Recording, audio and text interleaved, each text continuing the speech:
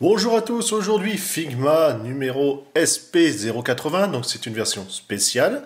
Il existe en plus classique, puisque là on a quand même une boîte un tout petit peu imposante.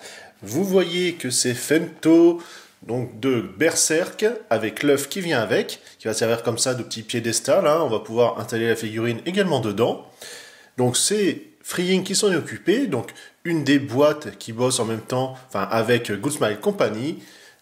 Ça, vous avez l'habitude sur ma chaîne. Donc on a tout de suite bien placé devant la figurine de Griffith.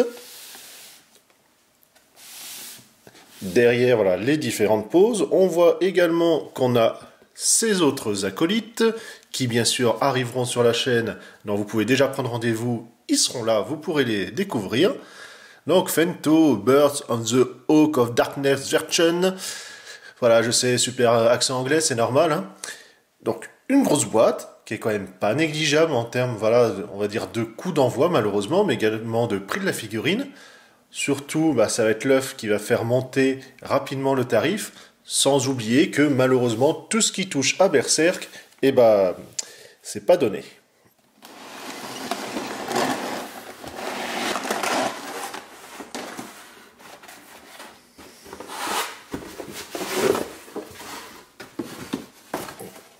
On trouve toujours la découpe pour le DI-Stage, avec voilà, ce côté bien sombre, mélange de sang, de noirceur. Miam miam. Alors pourquoi c'est aussi grand et que ça prend tellement de place? C'est ça, on voit que l'œuf est vraiment balèze. Alors bien sûr, en plus on a les scotch pour bien verrouiller l'ensemble. Alors c'est assez léger finalement. On va pas dire que c'est creux, mais c'en est pas loin. On va voir que c'est un peu le cas. Hop, voilà, je l'ai démoulé. L'œuf de Pâques est là. Donc vous avez les picots qui comme ça permettent de le verrouiller. Ça permet aussi comme ça de bien pouvoir positionner la figurine à l'intérieur, sans non plus se tordre dans tous les sens. Et voilà, avec son magnifique sourire, bien dégueulasse.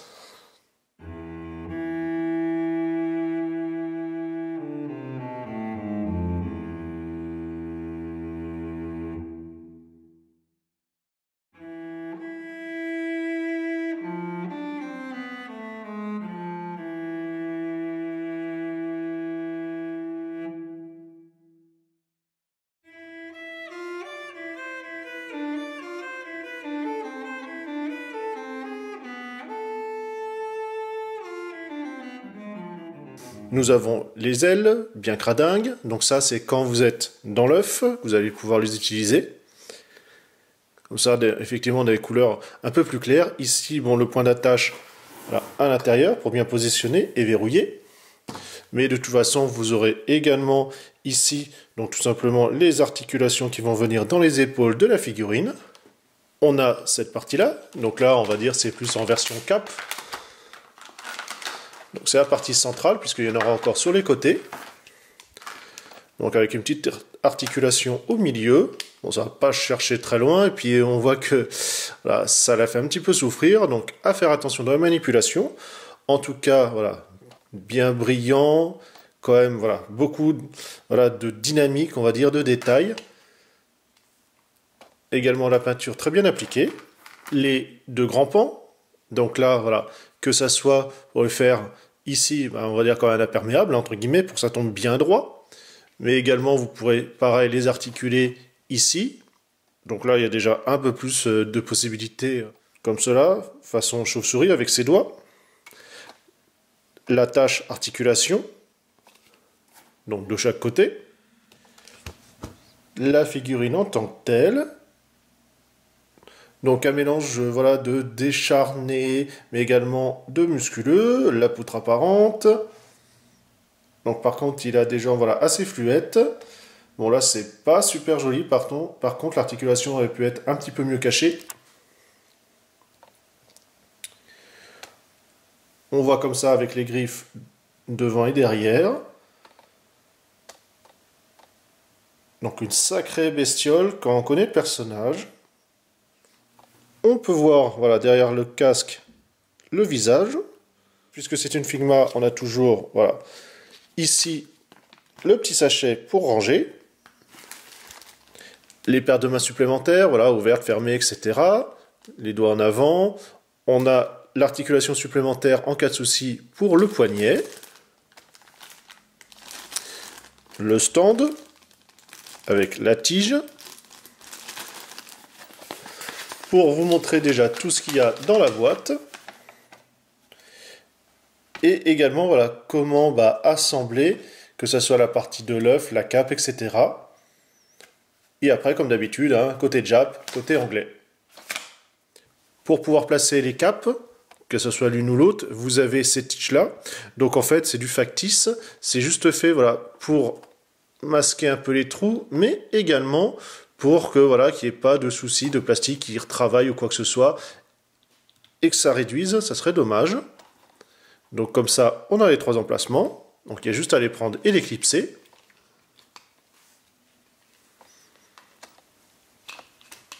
Donc là, ça se monte impeccable. Bon, alors, comment dire, c'est clairement pas heureux du tout. La cape, alors, j'ai peut-être mal monté, hein, mais j'ai essayé effectivement la partie centrale au-dessus, en dessous.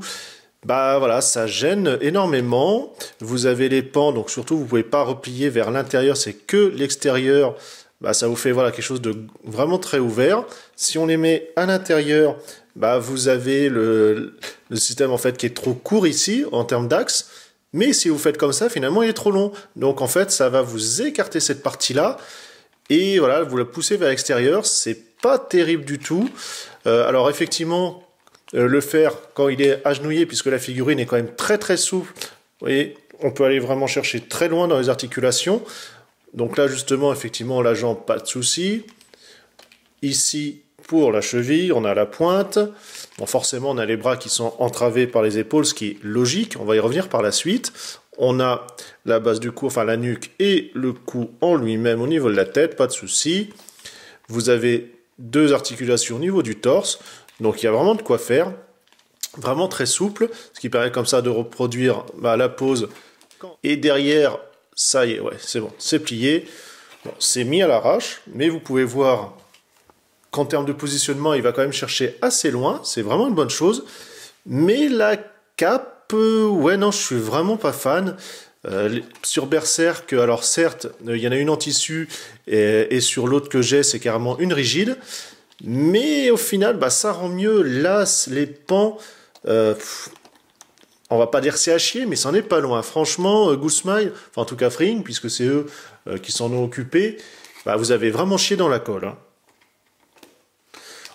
Justement, au niveau de l'épaule, on voit que pareil, le mouvement est quand même assez ample. Donc vous n'avez pas un grand déport, mais quand même de quoi faire. Le coude. Et bien sûr, toujours le petit ball joint qu'on a ici au niveau de la rotule pour le poignet. Puisque vous voyez, le problème de la cape... Donc là, on est assez près du corps, mais du fait de cette partie-là remonte énormément, vous ne pourrez pas plaquer la partie tout simplement derrière. Et quand on ramène, vous voyez, ça va tout de suite effectivement porter sur l'extérieur. On ne peut pas vraiment, on va dire, enrober. Il faudrait carrément voilà, un système, non pas en L, mais peut-être plus en U, pour justement pouvoir aller chercher plus loin. Pour le mettre dans l'œuf, on va déjà enlever la partie centrale, donc la séparer en 2. Attention, c'est quand même assez fragile du fait de la taille de l'articulation et ça tient très bien. On va le replier un petit peu, on va dire à genoux. Et on va placer les autres ailes, effectivement, la petite sur la droite et la plus grande sur la gauche. Le voici voilà, en sortant de sa chrysalide. On voit la tache qui va venir dans l'œuf. Justement, pour pouvoir l'aider à placer, comme je vous montrais, vous avez le pan ici qui s'enlève. Et il n'y a plus qu'à réussir à le caser dedans. On va replacer, donc comme il est assez souple, c'est pas trop un problème. En plus, cette partie-là qui va se clipser va permettre comme ça de bien positionner. Finalement, il y a quand même plus de place que je croyais. Donc limite, voilà, peut-être mettre une main comme ça en train de sortir, ou en tout cas d'écarter l'œuf. Le rendu est vraiment pas mal. Licence Berserk oblige. C'est cher, mais c'est beau. Voilà, pas grand chose à redire, c'est vraiment classe. En plus, ce rendu, voilà, avec l'œuf, donc c'est la version limitée, qui permet comme ça de donner un petit côté supplémentaire qui est quand même pas négligeable. J'adore. Si ce n'est effectivement ces fucking morceaux d'aile. Alors, je me suis peut-être pas assez attardé dessus, hein, puisque je le fais en live, entre guillemets, voilà, en même temps que le unboxing et la vidéo. Mais quand même, ouais, là, ouais, franchement, c'est pas terrible du tout. En version sans l'œuf, je pense qu'il y a moyen de bien s'énerver pour bien caler les ailes correctement. Enfin, l'aile cap, hein. Alors oui, peut-être effectivement un genou, où là ça passera bien. Mais sinon, debout, bon courage. En tout cas, sur ce, nous, on se dit à une prochaine. Salut à tous.